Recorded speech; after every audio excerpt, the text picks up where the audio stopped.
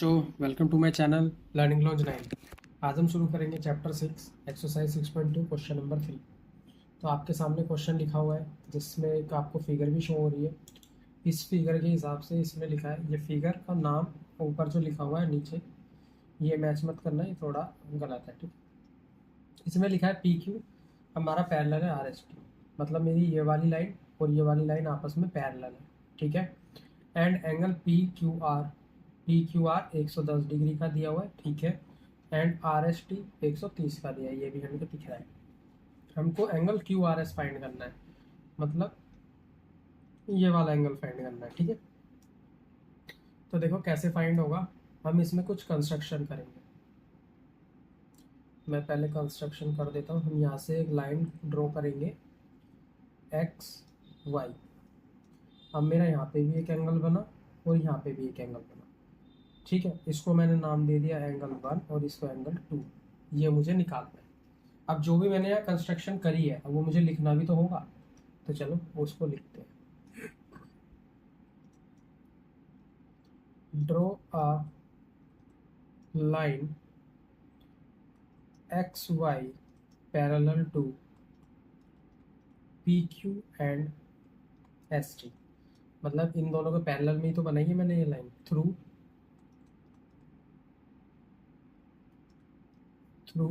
Point R, R point से through हुई। तो हम यहाँ देखो एंगल क्यू प्लस एंगल 1, एक साइड के जो दोनों एंगल है, मतलब ये जो मेरा ऐसे बना हुआ है ना, यहाँ पे एक एंगल और यहाँ पे एक एंगल, तो दिख रहा है आपको, ये दोनों 180 के होंगे। क्यों? क्योंकि ये को interior angle is equal to 180 degree को इंटीरियर एंगल। ठीक है, एंगल क्यू कितने का है? 110 degree plus angle 1 is equal to 180 degree.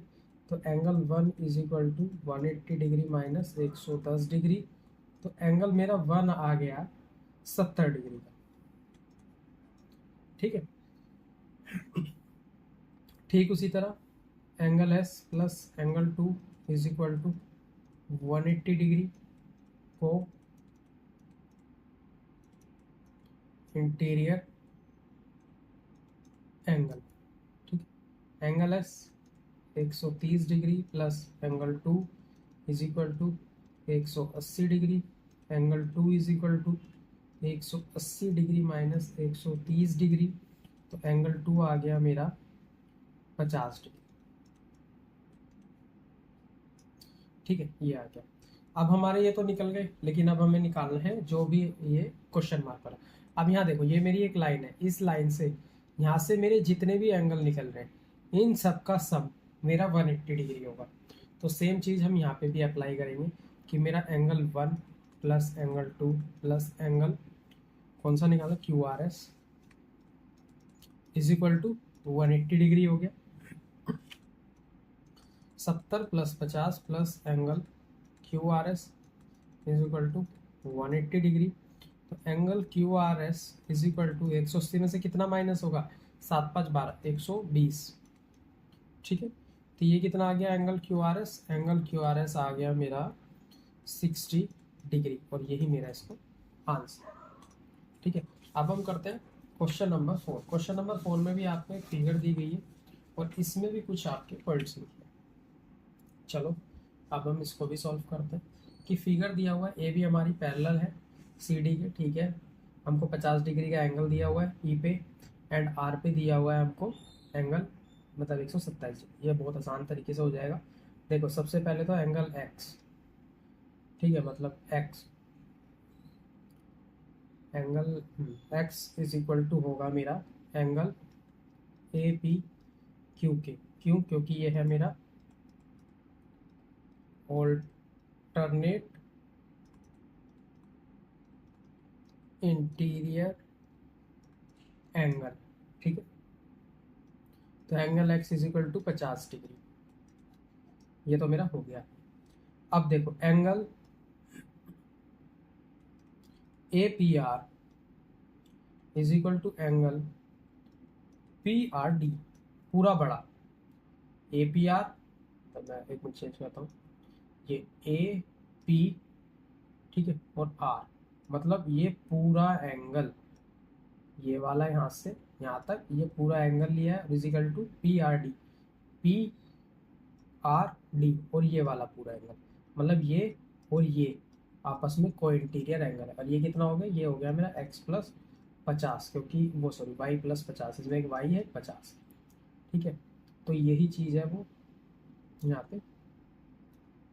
तो ये कितना हो गया, ये हो गया मेरा 50 plus 50 degree plus y is equal to 127 degree. क्या है ये भी मेरा ऑल्टरनेट इंटीरियर एंगल है।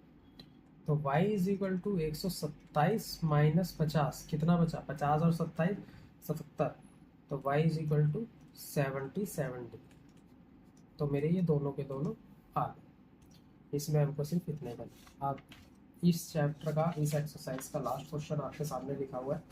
यहाँ पे एक मिरर, दो मिरर दिए हुए हैं, उससे एक लाइन पास करते हैं हम ए से, वो बी पॉइंट पे जाती है, सी पे जाती है, फिर डी पे जाती है, और A B, A P and P R plus हमारी पैरेलल। इसमें कुछ कंस्ट्रक्शन की हुई है, इस फिगर में ऑलरेडी कंस्ट्रक्शन है। जैसे ये वाली लाइन हम यहाँ पे ड्रॉ करेंगे, और ये वाली हमने यहाँ पे एक्स्ट्रा ड्रॉ करी, इसके हमने यहाँ पे एंगल लिया 1 and 2 3 and 4, ठीक है। इसको मैं मान लेता हूँ m, और ये मेरी हो गई n लाइन, ठीक है। तो इस तरीके से हमने इसको माना। अब हम यहाँ पे कंस्ट्रक्ट करेंगे, और इस लाइन को हम थोड़ा बढ़ा भी सकते हैं, ऐसे इधर और ऐसे इधर, मतलब ये आपस में पैरेलल हमको दिख जाए। हमको यही तो प्रूफ करना है कि ए बी पैरेलल है, मतलब ये ए बी पैरेलल है सी डी के। तो चलो प्रूफ करते हैं। तो पहले हम लिखेंगे B M perpendicular P Q, ठीक है। अब C N perpendicular R B के, आर एस के, आर एस के, ठीक,